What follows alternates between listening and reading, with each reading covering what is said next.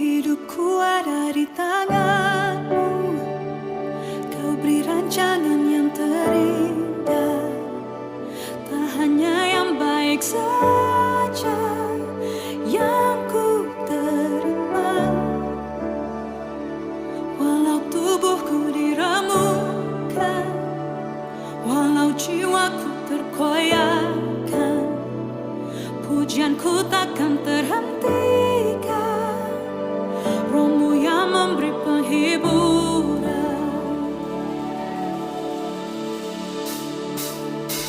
Akan ku salibku, cukuplah kasih setiamu. Ku bertahan, kau buatku berikan imanku. Ku mau tetap bersyukur, senantiasa bersyukur. Segala yang ku alami, biar kehendakmu terjadi. Ku mau tetap bersyukur, senantiasa bersyukur. Hatiku kan bersuka, sebab hari ini hari yang terbaik. Oh yeah. Hidupku ada di tanganmu. Kau beri rancangan yang terindah, tak hanya yang baik saja yang ku terima. Walau tubuhku diremukkan, walau jiwaku tergoyahkan, pujianku takkan terhentikan. Rohmu yang Bacaan Alkitab yang akan kita renungkan saat ini di dalam tema mingguan di jemaat kita, sesuai dengan bahan dari tim leksionari GKSD. Di minggu ini kita dalam tema kebangkitan Kristus, perubahan hidup, pembaharuan hidup.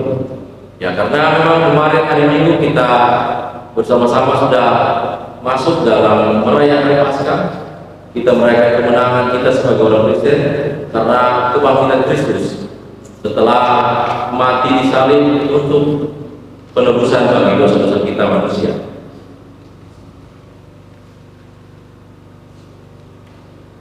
Yang ku kehendaki ialah mengenal Dia dan kuasa kebangkitannya dan persekutuan dalam penderitaannya, di mana aku menjadi serupa dengan Dia dalam kematiannya, supaya aku akhirnya memperoleh kebangkitan dari antara orang mati. Filipi 3 ayat 10 sampai 11.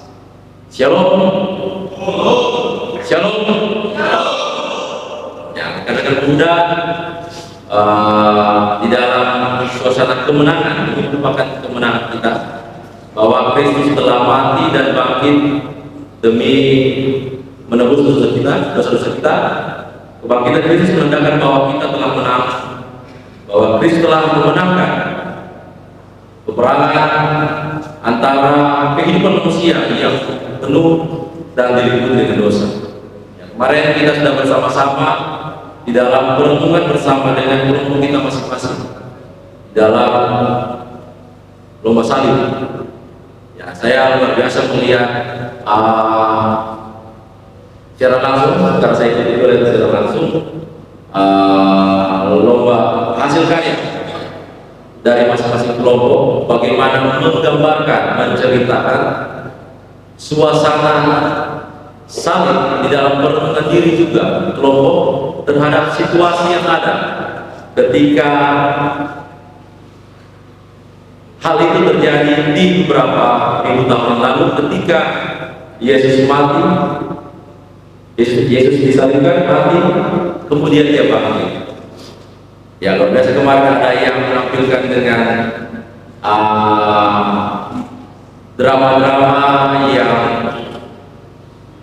menggambarkan sampai ada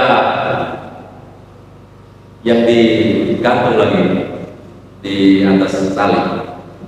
ini merupakan bentuk bagaimana kita masuk dalam renungan bahwa ada suatu momen di dalam kehidupan kekristenan kita yang saat ini mempengaruhi apa yang kita imani di saat ini. Kita tidak memilih untuk lahir sebagai Kristen, tetapi hal ini seperti yang disampaikan oleh Paulus dalam bacaannya, hal-hal yang lahiriah. Seperti kita Kristen dari lahir, karena orang tua kita Kristen, kita tidak memilih saya lahir di keluarga Kristen, tetapi bersyukur bahwa ketika kita masuk dalam bagian kehidupan kekristenan itu, kita meyakini dan mengimani bahwa Kristus telah mati bagi kita sekalian untuk menebus dosa manusia. Itu yang kita imani, dan tidak perlu lagi ada embel-embelnya bagaimana, kenapa betul tidak Yesus mati, betul tidak jadi kubur, betul dia bangkit. Itu tidak kita permasalahkan, tapi yang kita imani bahwa saat ini kehidupan kekristenan kita itu berangkat dari adanya suatu kematian Yesus Kristus di kayu salib untuk menebus dosa manusia, dan kebangkitan Kristus memenangkan dunia dari kegelapan dosa, sehingga kekristenan itu berkembang, dan itu kita nikmati sampai dengan saat ini. Paulus dalam suaranya untuk iman Filipi sudah menjelaskan hal ini, bahwa kebangkitan Kristuslah yang membuat dia menjadi baru di dalam hidupnya. Kalau kita melihat cerita-cerita sebelumnya dari kisah kita, bahwa Paulus merupakan orang yang sangat kejam di awal-awal Kristen mula-mula berkembang. Bagaimana dia menjadi algojo bagi orang Farisi untuk mencegah kekristenan itu berkembang. Tetapi puji Tuhan, dia diselamatkan. Dalam perjalanan ke Damsyik dia diselamatkan oleh Tuhan dan mendapat penglihatan dan menerima anugerah Tuhan, kemudian dipakai oleh Tuhan menjadi alat penyalur, penyebar kebenaran Injil di wilayah-wilayah yang di wilayah Asia Kecil, bahkan di wilayah-wilayah lainnya yang ada dia sempat kunjungi, sampai terakhir dia harus dipenjara di Roma. Karena semua orang telah berbuat dosa dan telah kehilangan kemuliaan Allah. Roma 3 ayat 23. Syukur kepada Allah bahwa Dia telah mengaruniakan anaknya yang tunggal, yaitu Yesus Kristus, agar kita semua yang percaya kepadanya tidak binasa, melainkan beroleh hidup yang kekal. Saat ini di dalam pertemuan kita, dalam persekutuan saat ini, kita melihat dan belajar dari pengalaman dan kesaksian iman Paulus. Firman Tuhan mengajarkan orang Kristen di Filipi agar beribadah pada Allah, berpegang dalam Kristus, dan tidak menaruh percaya pada hal-hal lahiriah. Tetapi di ayat 4 dikatakan oleh Paulus, sekalipun aku juga ada alasan untuk menaruh percaya pada hal-hal lahiriah. Yaitu di sini kesaksian oleh Paulus bahwa dia menerima Kristus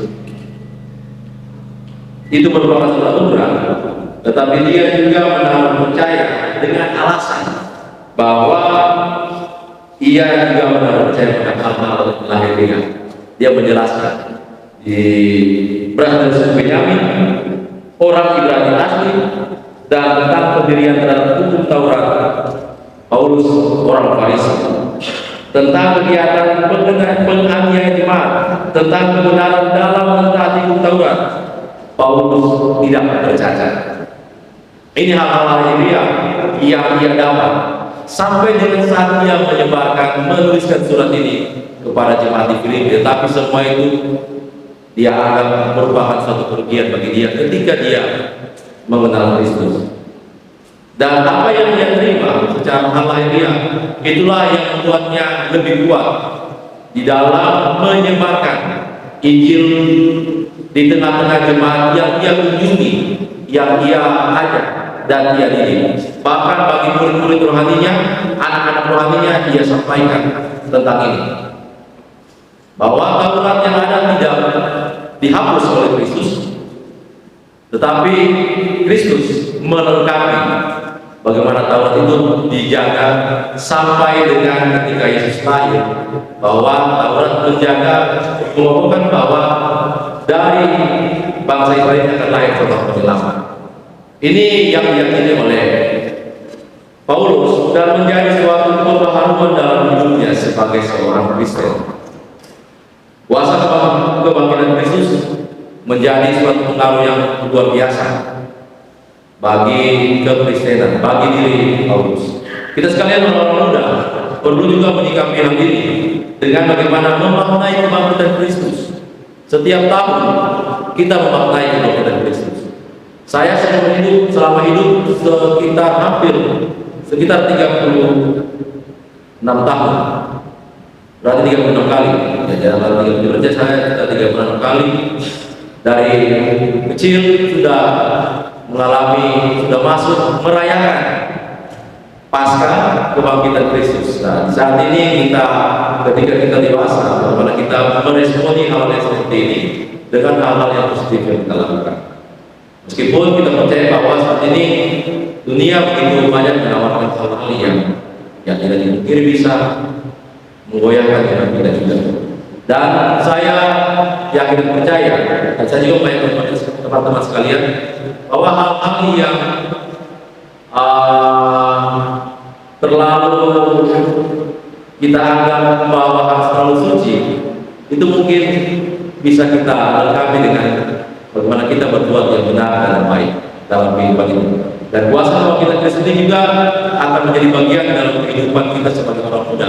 Merespon bagaimana Yesus telah mati untuk menebus dosa kita. Yesus telah mati beribu tahun yang lalu untuk menebus dosa manusia, dan sampai dengan saat ini kita memaknai kebangkitan Kristus yang membuat kita menjadi menang sebagai orang Kristen. Kita telah memegang mahkota kemenangan itu. Tinggal bagaimana kita, apakah kita akan terus memegang mahkota ini atau akan lepaskan. Dan kiranya kuasa kebangkitan Kristus ini juga akan berkuasa dalam kehidupan kita sebagai orang muda.